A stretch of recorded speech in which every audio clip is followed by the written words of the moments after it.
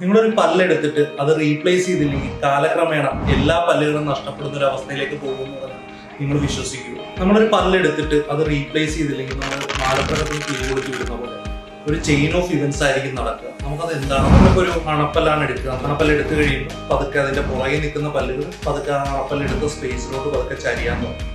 അതേപോലെ ആ പല്ലിന്റെ മുകളിലുള്ള പല്ലുകൾ താഴത്തെ സപ്പോർട്ട് നഷ്ടപ്പെടുമ്പോൾ പതുക്കെ പതുക്കെ ചെറുതായിട്ട് താഴത്തോട്ട് ഇറങ്ങി വരാൻ തുടങ്ങും. സോ കാലക്രമേണ നമ്മൾ ആ പല്ലെടുത്ത സൈഡ് വെച്ച് നമുക്ക് ഭക്ഷണം പോലും കഴിക്കാൻ പറ്റാത്തൊരവസ്ഥയിലേക്ക് കാര്യങ്ങൾ പോകും. അതേപോലെ ബാക്കിയുള്ള ഗ്യാപ്പുകളിൽ ഭക്ഷണം കുടുങ്ങുകയും കേടുപല്ലുകൾ അത് മോണരോഗത്തിലേക്ക് പോകാനുമുള്ള സാധ്യത വളരെ കൂടുതലാണ്. സോ നിങ്ങൾക്ക് പല്ലുകൾക്ക് ഒരു കേടോ കാര്യങ്ങളോ വന്നു കഴിഞ്ഞാൽ മാക്സിമം പല്ലെടുക്കാതെ ആ പല്ല് അടയ്ക്കുകയോ അല്ലെങ്കിൽ റൂട്ട് കനാൽ ചെയ്തോ മാക്സിമം അത് സംരക്ഷിക്കാൻ ശ്രമിക്കുക. ഇനി അഥവാ പല്ലെടുക്കേണ്ടി വന്നാൽ ഉടനെ തന്നെ റീപ്ലേസ് ചെയ്യുക.